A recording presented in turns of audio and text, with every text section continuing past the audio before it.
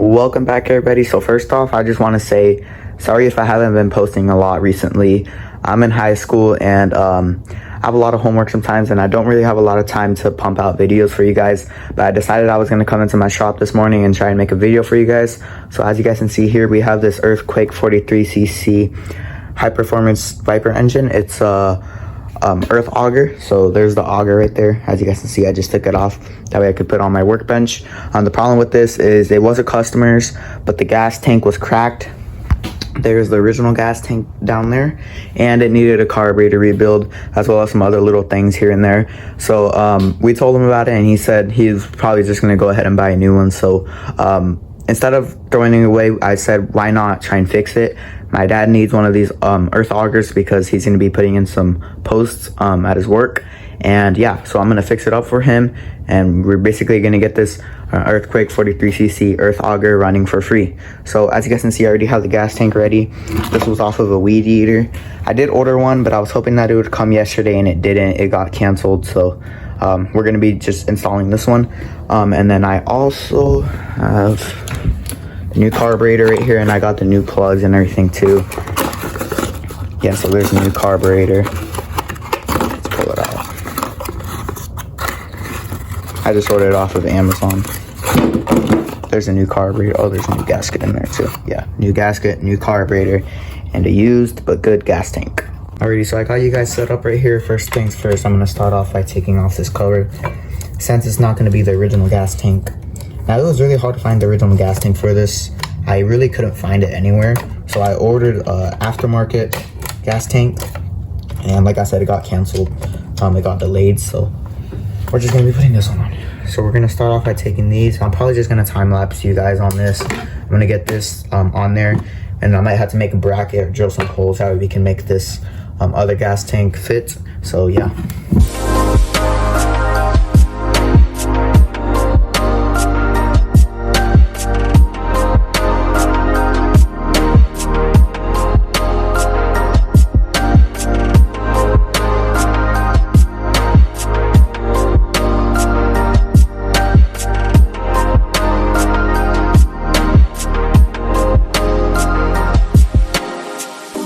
Alrighty, so I just put 2 bolts in there for now, just to kind of hold it on.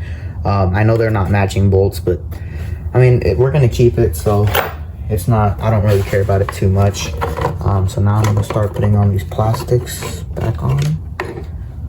Let's see here. Okay, they go like that. So yeah, we have a little bit of clearance between the gas cap, and that should be plenty. But before we do that, I think I'm gonna hook up the lines, and then actually, I'll probably wait till we put on the new carburetor so that we can go ahead and put this on. We got the 2 bolts right here. Alrighty. That gas tank actually fit pretty nice in there. It's not the exact same size as the last one, but it'll hold gas, so it should be fine. Let's go ahead and tighten these up.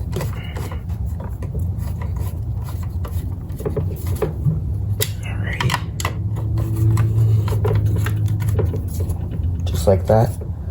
Now, he did bring this to us all taken apart. It was missing a lot of screws, and the gas tank was leaking, like I said. But yeah, the gas cap has a lot of room to come out, and we have plenty of room. So now we can go ahead and show you guys how to take off the carburetor.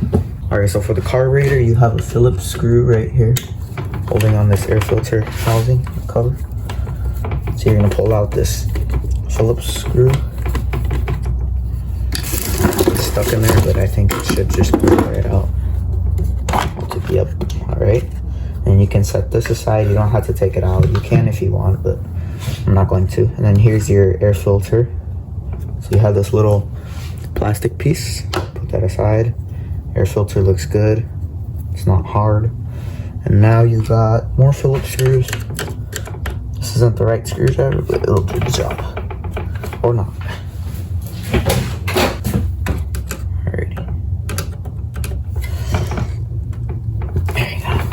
Those are pretty tight. But this one, let's make sure you guys can see. Yeah, so you're gonna take off these.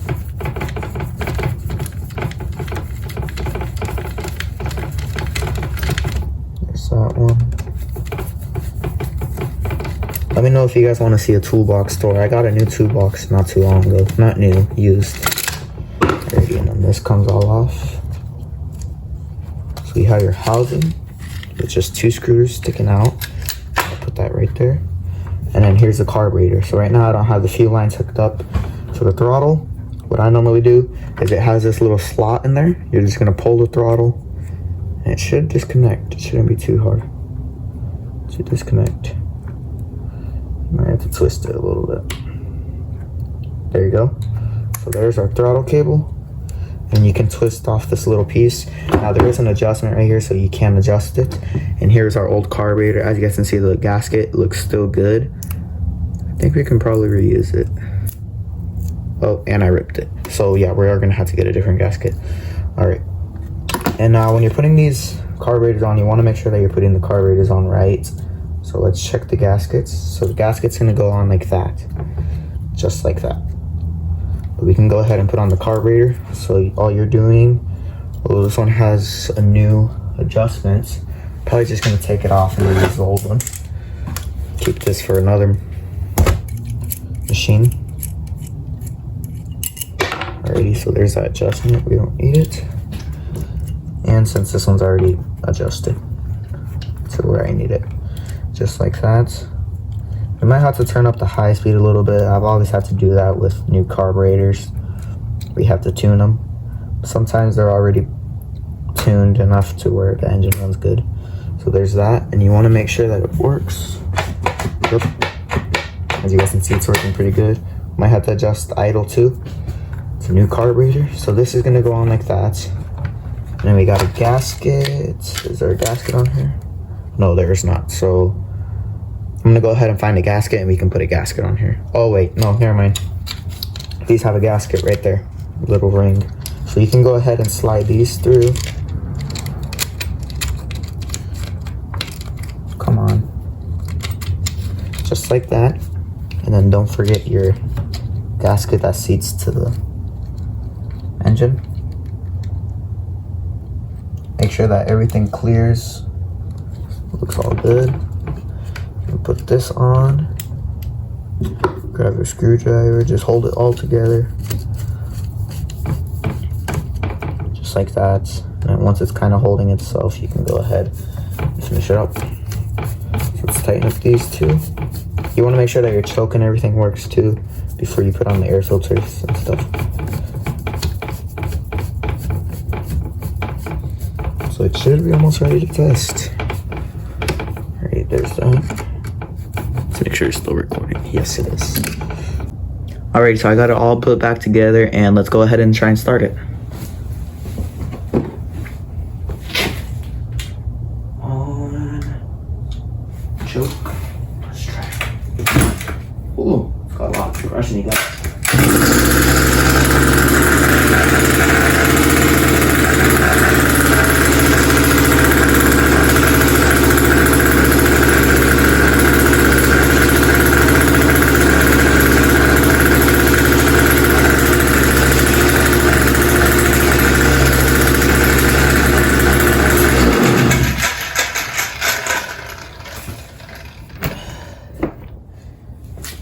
I'm gonna go ahead and idle it down a little bit. Alrighty, let's give it another shot.